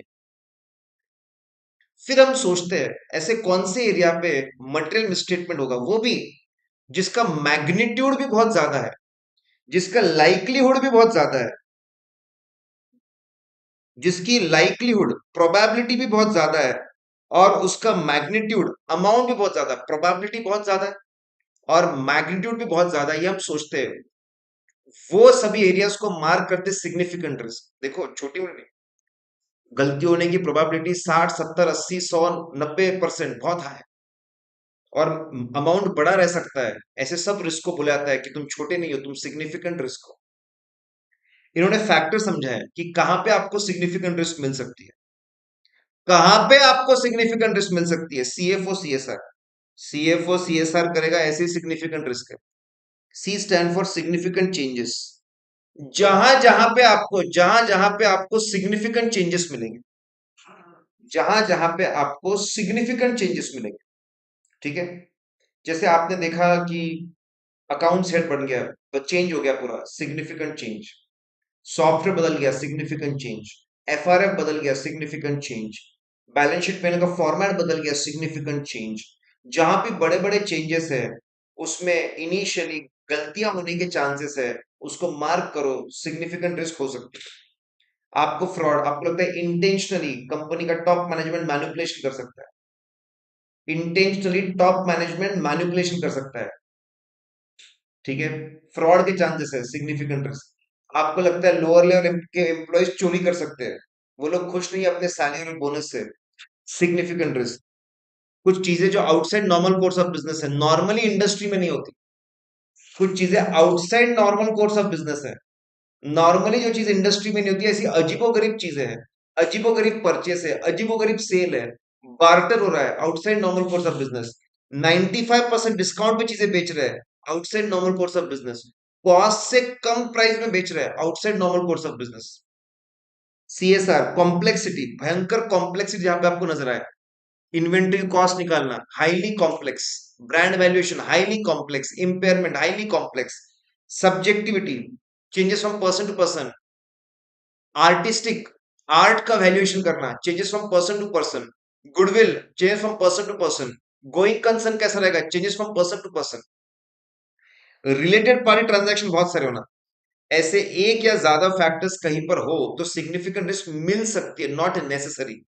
एक बार आपको सिग्निफिकेंट रिस्क मिल जाए तो मैनेजमेंट को बाजू में बिठाओ और उनसे पूछो ये जितनी सिग्निफिकेंट रिस्क मिली है इसको कॉम्पनसेट करने के लिए रेलेवेंट उससे कनेक्टेड कंट्रोल्स कौन से। अच्छा, सिग्निफिकेंट रिस्क निकालने से पहले हम सोचते कंट्रोल्स नहीं है और फिर देखते कहां पे गड़बड़ हो सकती है, वो सिग्निफिकेंट रिस्क मिलती है। लेकिन सिग्निफिकेंट रिस्क मिलने के बाद, सिग्निफिकेंट रिस्क मिलने के बाद सिग्निफिकेंट रिस्क मिलने के बाद हम देखते हैं कि कौन से कंट्रोल उसको कॉम्पनसेट कर सकते हैं, तो हमको मिलता है रेलेवेंट कंट्रोल्स, ठीक है। गाइस लास्ट थिंग, आपके मन में कुछ सवाल हो तो मुझे बताइएगा, ध्यान दीजिए। वापस आने के चांसेस नवंबर 21 आरटीपी में है, नवंबर 21 आरटीपी में है। Risk of material misstatement non routine transaction और जजमेंटल एरिया में ज्यादा हो सकते हैं, जजमेंटल एरिया में ज्यादा हो सकता है, ठीक है। देखिए इसके बाद की जो चीजें हैं वो कल के लेक्चर में हम लोग देखेंगे। लेसन ध्यान देंगे, सिग्निफिकेंट रिस्क मतलब क्या और कहां कहां पे मिल सकता है, वो तो एक हो गया, वो एक हो गई, वो एक अलग क्वेश्चन है। वो देखो ये चार्ट है वो, इसलिए आपको ध्यान रखना पड़ेगा, ठीक है। Risk that need special consideration, significant risk, तो ये आंसर लिखना है। फैक्टर्स जहां पे सिग्निफिकेंट रिस्क मिलता है, ये आंसर लिखना है। दूसरा, आइडेंटिफाइंग सिग्निफिकेंट रिस्क, सुनिए, सिग्निफिकेंट रिस्क को निकाला जाता है before considering the effect of internal control system. ऐसे रिस्क जहां पे प्रोबेबिलिटी बहुत ज्यादा है, लाइक्लीहुड बहुत ज्यादा और अमाउंट बहुत ज्यादा है, उसको सिग्निफिकेंट रिस्क बोलते हैं। और जहां पर भी सिग्निफिकेंट वर्ड जुड़ जाए, ये सब चीजें सीनियर्स के साथ में डिस्कस करना मैंडेटरी हो जाता है, ठीक है। सिग्निफिकेंट रिस्क का मतलब हम समझ चुके हैं। ऐसा भी बोल सकते हैं, high level of inherent risk is nothing but significant risk. Sources क्या है? देखो, इसके पहले हमने सिग्निफिकेंट रिस्क और कहाँ सिग्निफिकेंट रिस्क मिल सकती है, कहाँ मिल सकती है, उसके फैक्टर्स देखे, सीएफओ सीएसआर, जहां पे चेंजेस हो, जहां पे फ्रॉड के चांसेस हो, ठीक है, आउटसाइड नॉर्मल को सब बिजनेस हो, कॉम्प्लेक्सिटी हो, सब्जेक्टिविटी हो, रेड पार्टी, वहां मिल सकती है, be alert. Source of significant risk क्या है? इनका कहना है आपको सिग्निफिकेंट रिस्क बहुत बार मिलती है नॉन रूटीन, जो हटके ट्रांजैक्शन होते हैं, जब रेगुलर सिस्टम को फॉलो नहीं किया जाता, रेगुलर प्रोसीजर को फॉलो नहीं किया जाता, कुछ हटके किया जाता, उसको बोलते हैं नॉन रूटीन ट्रांजैक्शन। बोले कहां पर होता है? एग्जांपल दीजिए। इंटरवेंशंस, अगर मैनेजमेंट या employees automated data capturing processing को बंद करके, या फिर एक स्टैंडर्ड प्रोसेस को इग्नोर करके, ठीक है, ऑटोमेटेड प्रोसेस को बंद करके, स्टैंडर्ड प्रोसेस को बंद करके अगर मैन्युअली कैलकुलेशंस कर रहे हैं, तो फिर देर इज अ, फिर वो नॉन रूटीन ट्रांजैक्शन हो गया। सभी एम्प्लॉयज का ओवर टाइम ऑटोमेटेड तरीके से कैलकुलेट होता है, ऑटोमेटेड तरीके से।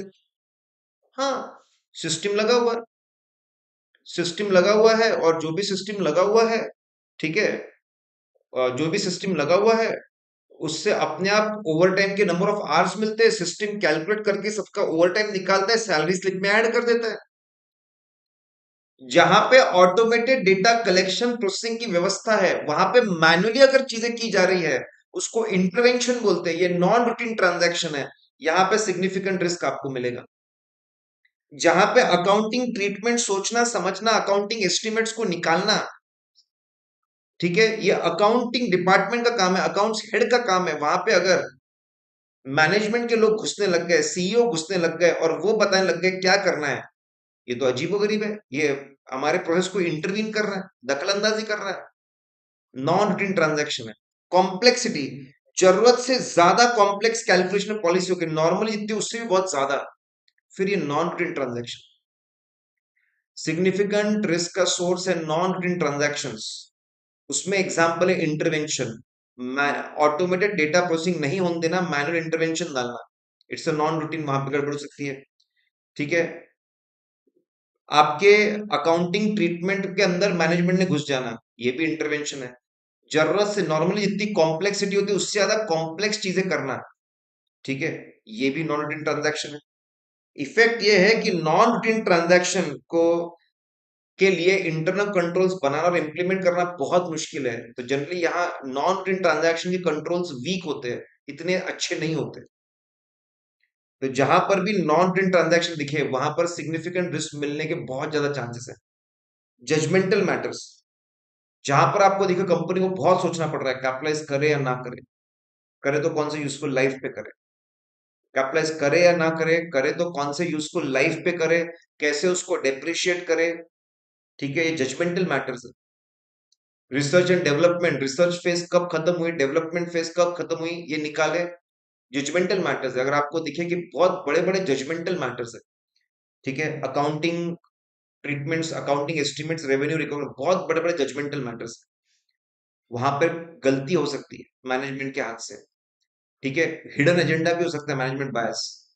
तो जहां पे सिग्निफिकेंट जजमेंटल मैटर्स है, this is significant risk. Subjective and complex judgments और अज्यूमिंग फ्यूचर इवेंट्स, ऊपर से एक तो judgmental matters, different interpret possible of accounting principles, estimates and recognition, जहां बहुत ज्यादा जजमेंट लगा है, ठीक है, इंटरप्रेट करने के लिए, फाइनेंशियल रिपोर्टिंग इंप्लीमेंट करने के लिए, वो जजमेंटल मैटर्स है, ठीक है, जजमेंटल मैटर्स है, वहां पे सिग्निफिकेंट रिस्क हो सकती है। Subjective art valuation, subjective complex judgement है, change from person to person, वहां पर गड़बड़ हो सकती है। और कुछ चीजें हमेशा सिग्निफिकेंट रिस्क रहेगी।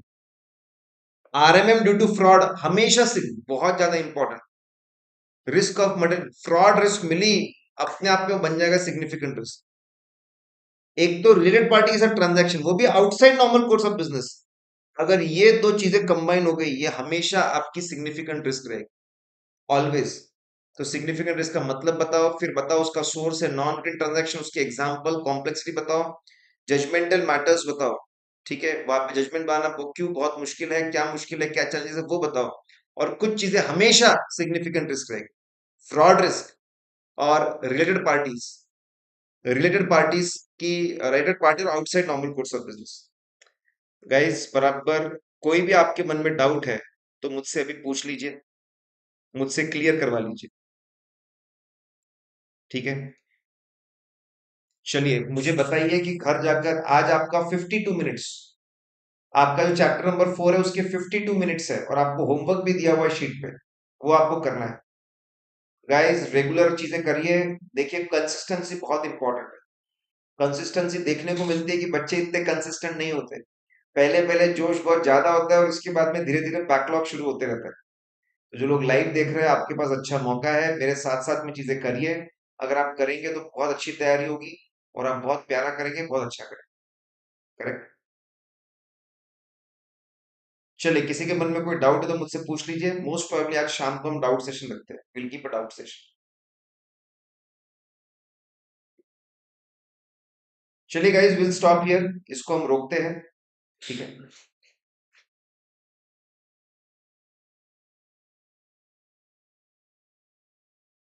आप जरूर जरूर लाइक करें और आपके जो ठीक है कमेंट्स है वो जरूर कमेंट्स डालें।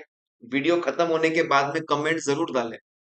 वीडियो खत्म होने के बाद में आपके लाइक्स और आपके कमेंट्स पूरे टीम को बहुत ज्यादा मजा आता है आप ये देखने में, तो ये जरूर जरूर करें, ठीक है।